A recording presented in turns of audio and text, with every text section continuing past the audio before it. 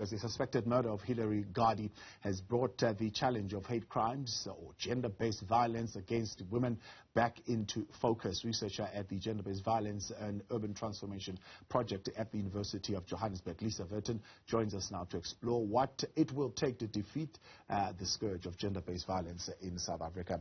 Lisa, good evening. Good to have you with us tonight here on In Focus. So, I mean, if you hear the reflection from the economic freedom fighters, they generally are feeling that the system is just not working. Firstly, it's not capacitated nearly enough. This particular case, the high-profile nature of it will mean that some resources will be directed towards it. But there are thousands and thousands of other cases who are not going to get nearly such an exposure, and therefore not such capacity will be brought towards that. Yes, I think that's always the concern that we have, is that we have this outrage that flares up when there is a well-publicized case of somebody we know, but for the rest of the time, life pretty much well carries on the way it is. And outrage is really not enough to bring about the kind of sustained change that we need in murders in South Africa. Yeah. I mean, I think what is encouraging is that if we take the historical view, then the number of murders of women being murdered compared in the 1990s to now has been reduced by about a third. Over the space of about 25 years or so, we have managed to bring the numbers down. And we need to understand what is it we've been doing right so that we can do that and stop doing the things that are not having any effect. Yeah, let's talk about that. I mean, in terms of those statistics and on the SAPS cases, how much of that is linked to the entire justice system actually getting perpetrators behind bars and people who commit these crimes actually being seen to be either sent to jail or at least punished for their actions? Look, it does have some effect. I mean, I think if you go and get a protection order and then the police don't act on it, well, then you may as well not have bothered. And you're putting a woman's life at risk because you're basically stating to the abusive partner that a protection order really means nothing. However, all men are not the same.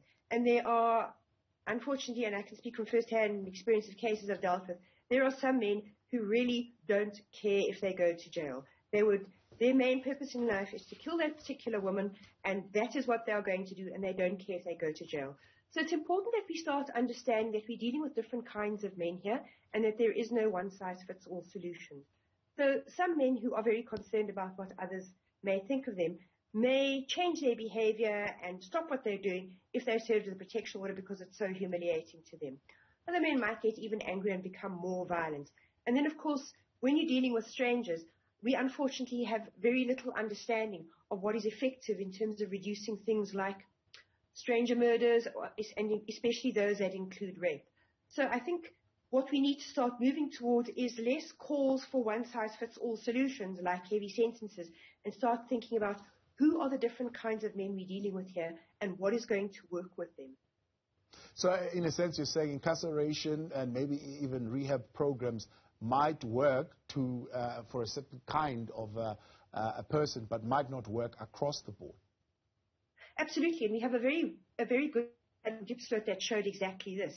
It showed that there were some men who had this particular program, which ran over a couple of months with them, did reduce their violence. At the same time, it also made the most violent men worse. That's very concerning. So what it's telling us, once again, is that we cannot just roll out these programs and expect all men to be affected in the same way. Some they might have an effect, some they might make men worse. And it's very important we start understanding those differences. Yeah. Well, what happens in a case, Lisa, where police officers are the ones who are seen to be perpetrators? I mean, we were reporting broadly on that case in Tembisa last year where the police officer partner was the actual perpetrator. Yes, and I'm not sure if the police have taken sufficient steps in order to try and combat this, because very often the experience has been that those are women who have gone to the station commander before and said, I'm experiencing violence. And there's not enough, I think, there isn't a standardized policy as far as I'm aware as to what the police should do. So I mean, one of the first steps ought to be to remove a man's firearm. But we've seen other cases where police officers have given those firearms back to the self-same individuals, and they've gone out and shot the woman. Plus, we also need to take very seriously a situation when a woman has left her partner. that is extremely high risk and dangerous for her. So I think police officers should be looking at their members. If you have a man with a history of depression who is making threats and his partner has come to him, take his gun away. And if she is leaving, make sure that you are providing extra protection to her so that she doesn't have any contact with him when she tries to leave and end the relationship. Your research, what does it tell us around this question of response times? I mean, I think the police, for example, have even tried to partner with social media platforms in order to improve the response time so that, for example, once a missing persons alert has been activated, that goes on social media, it spreads a little bit quicker, and they are able to respond a little bit more timely.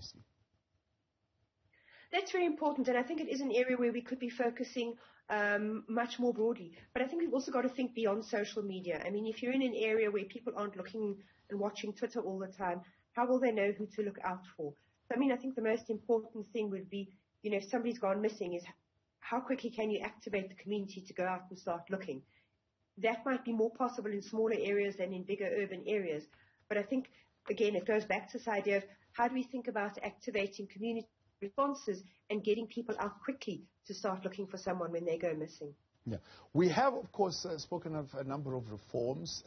You'll hear now and again the president saying, for example, there are specialized courts that were established, and we are actually making progress. In reality, what are the things that we are currently doing right?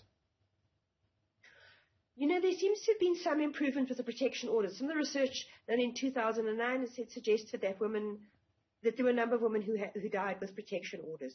So it would appear that the police have improved their response, and that's become more effective.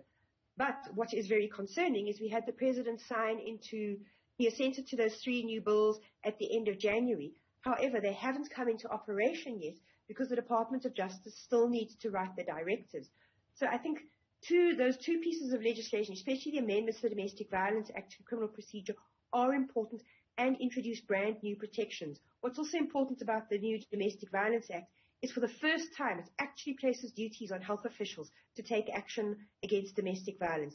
The situation right now is you go to casualty, you're injured, they give you a pill, stitch you up, send you home. Nobody even gives you a piece of paper to say, here is a shelter, here is where you can get help. So, you know, it's a concern that the Department of Justice has not released and finalized these directives in order to get the new legislation into effect. And that's something government often does. It introduces a good idea, but it doesn't follow through it. And here we have a classic example with those 3 new bills of not following through in the way that needs to happen. Yeah. How do we speak of specialized courts that look at these cases, yet we are still talking of backlogs that our courts are facing when it comes to gender-based violence crimes? You know, I think we have generally there is a very significant shortage of prosecutors within the and that's obviously going to affect the number of specialized prosecutors you can have in sexual offences courts. You have things like government cutting its salary bill. That's obviously going to have an impact on the number of prosecutors that you have. There are these much big, you know, gender-based violence has its specific problems, but it's also attached to much bigger problems in the criminal justice system, like reductions in budgets, for instance, the fact that COVID-19 had a very serious impact on the ability to train police officers and prosecutors. So now we've got people in the courts who may not be equipped in the way they need to be. So it's also about looking at those much bigger questions and asking the courts and the police, how are you recovering from COVID? How quickly are you able to start opening up and get things functioning again?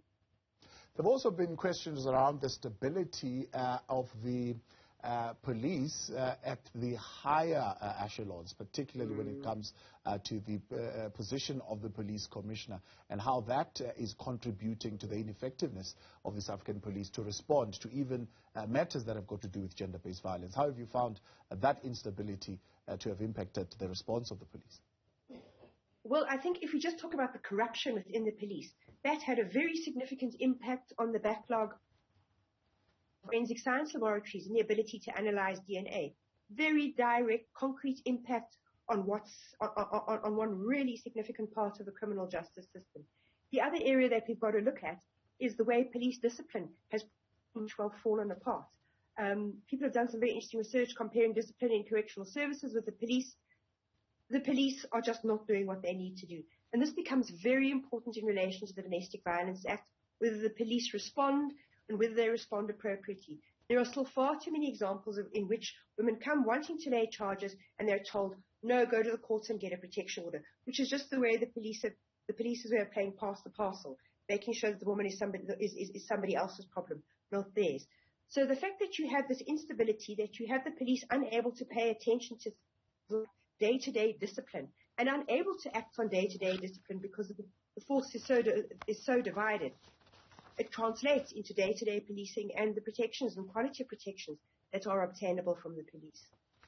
Justice for gender-based violence in rural areas, in rural parts of South Africa, is that just a fairy tale, or do you get a sense that there is an equitable spread of resources and manpower, particularly in the far-flung areas of South Africa, or are these centralized and you're seeing mostly the kind of response that you would like to see at the centers, like in your CBD areas? You know, I think rural areas get very neglected. And part of the problem has to do with the fact that because fewer people live in rural areas, they look like, numerically speaking, there appear to be fewer numbers of cases. I mean, if you compared it population-wise, it might be exactly the same, if not greater. But the problem that means is that specialized resources don't go out to rural areas because it's seen that urban areas more, or they tend to get centralized, which means that people sometimes may need to travel 3 to 4 hours to get to the closest specialized service where they can be helped. You've also in very small courts, you might not have an idea that you can't have a dedicated court, especially for sexual offences, because you only have a few, which is not the case if you say come to Johannesburg or you go to Mitchell's Plain, for instance. So I think rural areas, because they have smaller populations, suffer in particular ways, and people don't want to work there. So again, you have problems that people in rural areas just don't get the services they need, and it gets even worse in relation to things like psychological services, mental health and specialized child abuse services, for example. So rural areas very definitely lose out. I think we still live with some old apartheid specialized patterns where you have police stations and courts that have been in our former white areas, and we haven't necessarily seen courts and police stations built in township areas, and so that means that they don't have to travel a distance in order to go to a court and a police station.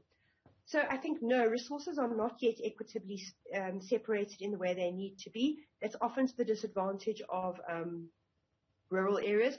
And I think, again, we're looking at problems of budgets. So, again, if you talk about specialized sexual offences courts, you need budgets in order to create special rooms where you can testify out of court with an intermediary, where you can have a look at television. Some courts simply don't have that space, and so you won't get that kind of specialized facility. So there are lots of complex problems, some of which are remnants of our historical legacy, but some of which are new and complicated, like the lack of budget now as a result of COVID, that make it much more challenging to try and deal with things. Lisa Vetten,